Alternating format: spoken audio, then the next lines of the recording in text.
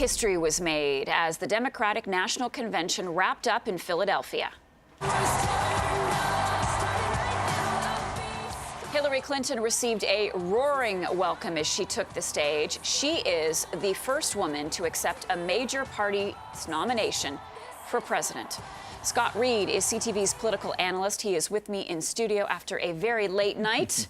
Very late. We were at about 1 o'clock. I know. I saw you in the replay overnight. You've probably had, what, 3 hours of sleep, and here you are. No, but, you know, eat, drink, breathe, politics. There you go. Was it everything that you had hoped? How did she do? I thought she did about as well as she is going to do. I mean, we got to set the context for her in the sense that Hillary Clinton is not an orator in the same breath as, you know, Barack Obama, her husband, right? So what I was watching for last night was, you know, could she deliver a strong speech? And I think her delivery was strong. It wasn't dynamite. You could watch some of the lines and say to yourself, wow, you can see how these might be, you know, corked off even better. But I thought she did a strong performance. I thought she met the moment. The most important thing that I was looking for, the first thing I was looking for was, will she show people a personal side of herself? Because the big knock on Hillary Clinton is that as a candidate, she fails to connect with voters. There's this distance that she creates between herself and people. And she even actually spoke directly about that last night. She did go into a little bit more of a personal exploration, and she topped it by saying, now, I like public service, but I'm not so comfortable with the public part. Yeah, have we got a bit of sound we can play? The truth is, through all these years of public service, the service part has always come easier to me than the public part. I get it, that some people just don't know what to make of me. So did we learn more about her then? Chelsea gave a very, very warm and heartfelt introduction. Did we learn more? Did we walk away from last night or turn off our TVs last night knowing more about Hillary Clinton? I think if you were inclined to want to like Hillary Clinton, if you were open to liking Hillary Clinton, she gave you more in last night's speech than she's given you ever before. She talked about her upbringing. She talked in particular, and we saw, beginning with Bill Clinton's speech on Tuesday night, then there was a video that preceded her speech last night, and then, of course, her speech itself.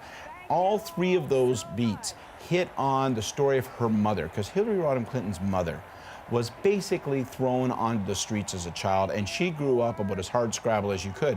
And I think that story is something that a lot of people don't know, and I think it's something that reflects enormously well on her, because in some ways it fits with the story of America, right? It's that log cabin president that, you know, I came not from privilege, but I came from nothing. And by the way, I think it's an affecting and important contrast with Donald Trump, because we heard her say, you know, I wasn't, my family's name wasn't on buildings, right? We had to work our way up. And on that point, she said something about Donald Trump, and maybe we'll just play this sound as well, where she talks about America, or Donald Trump wanting to make America great again. And here's what she also said about that. A man you can bait with a tweet is not a man we can trust with nuclear weapons. And she said that if he wants to make America great, maybe he should start making things in America. That's right. So what we saw, I mean, I thought the two other things that I thought were really important about the speech last night. One is, more than anyone else so far, I think, Trump, Republicans, Democrats who spoke prior to Hillary Clinton last night, she dedicated a fair chunk of time to saying, look, our mission here, our focus has got to be to lift up the middle class and to help people get the job they need, keep the job they have a reasonably secure economic outlook. That was the secret to her husband's success in the 1990s. He was a middle class dreams president, and we heard some of that blue collar work bucket, lunch bucket workman appeal last night, and then she married it to the Donald Trump stuff because she was contrasting. Donald Trump doesn't even, you know, Donald Trump wants you to think that he can put you back to work because he's a business person, but he's a business person who ships jobs overseas. He's a business person who plasters his name on things and then fires people. So I thought it was a very effective combination of a focus on the economic storyline with don't believe for a moment that this guy's going to serve your economic interest. He's going to serve his economic interest.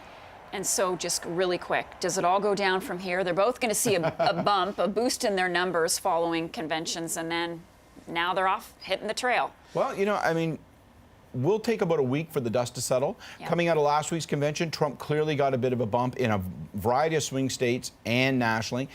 We're going to see how Clinton does. Overnight polls about her speech received it positively, but they're not as scientific. What we got to do now is we got to get on the other side of Labor Day, see where the dust settles, and then it's the debates. And I'll tell you something, I think the debates are going to be so vitally important. I think the election will turn on the presidential debates this time. Okay, we'll talk more about that. Scott Reid, thanks so much.